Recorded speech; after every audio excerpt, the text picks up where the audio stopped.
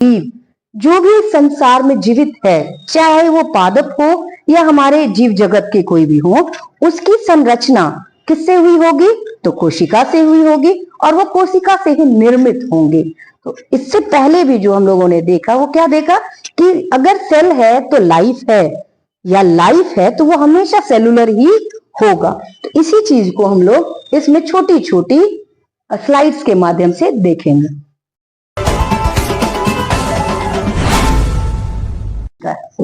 और सेल, जो कि अब एग्जाम्पल में हम लोगों ने क्या देखा, एक एग को, जिसको हम लोग अंडा भी बोलते हैं। और ये जो अंडा है वो बना हुआ किस चीज का है?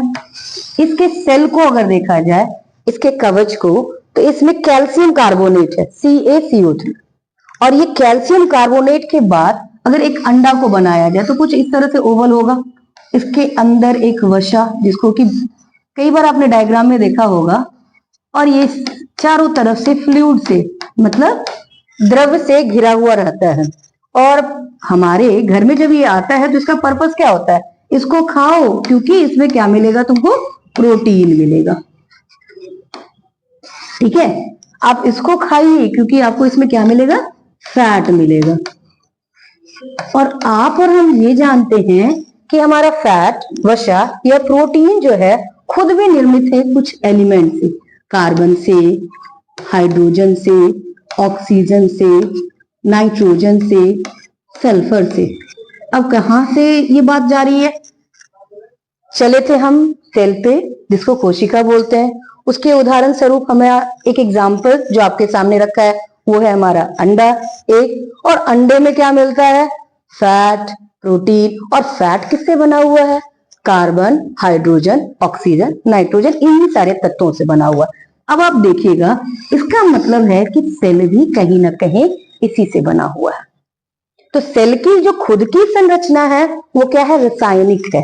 और हमारा इसका मतलब, इससे एक चीज और हम लोग क्या समझते हैं कि कहीं ना कहीं अगर हम जीवन की बात करते हैं वो है सेलुलर, कोशिका से निर्मित, और जीवन, लाइफ या लिविंग ऑर्गेनिज्म, जिसको हम लोग बोलते हैं जीवित प्राणी, लिविंग ऑर्गेनिज्म। इसका मतलब सेल की बात अगर कहें तो हमारा जीवन उससे तात्पर्य है, और जीवित चीज को अगर हम लोग रखें तो उसका मतलब है उसका निर्माण किससे हुआ होगा? कोशिका से। दोनों एक दूसरे के लिए डायरेक्ट रिलेशनशिप में है। कोशिका को कहें तो हम लोग जीवित प्राणी के बारे में पढ़ रहे हैं, और जीवित प्राणी के बारे में, जीवित मतलब कोई भी चीज जो भी लिविंग है उसकी बात हो रही है। और जो भी कुछ लिविंग है वो किससे निर्मित है? सेल से या कोशिका से। और सेल किससे बना हुआ है? रसायन से। तो ये तो हमारी जानकारी रही एक उदाहरण से, जिसको हम लोग यहाँ पे अंडे के रूप में देख रहे हैं। अब आप देखेंगे,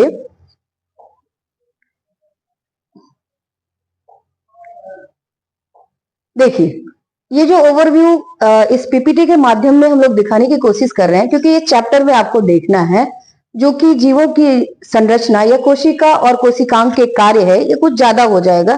पहले हम लोग एक इसके उद्देश्य को देखें। ये सामान्य उद्देश्य जो जिसकी जानकारी इस चैप्टर में हम लोगों को जाननी है, या हम लोग देखते हैं कि कोशिका को जीवन का आधारभूत समझना होगा, जिसको कि फंडामेंटल यूनिट ऑफ लाइफ भी बोलते हैं।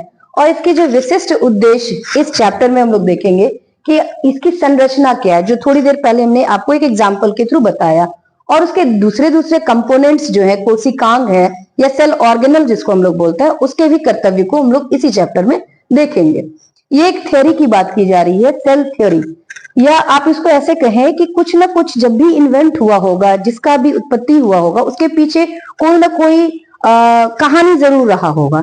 इसमें भी एक कहानी है कि कोशिका की जानकारी देने के लिए हमारे बीच में तो वो साइंटिस्ट अभी है नहीं मौजूद, और हमको तो वो आए नहीं होंगे बताने के लिए कि भैया मैम आप बताइए कि रॉबर्ट हुक जो है, जो 1665 में कोशिका के बारे में बताए, जो हम लोग पहले भी कक्षा में पढ़े हुए हैं। लेकिन आप ये याद रखेंगे कि आखिर ये जानकारी जो हमारे बीच में कोशिका से संबंधित है, इसके बीच इसको लाने वाले कौन है?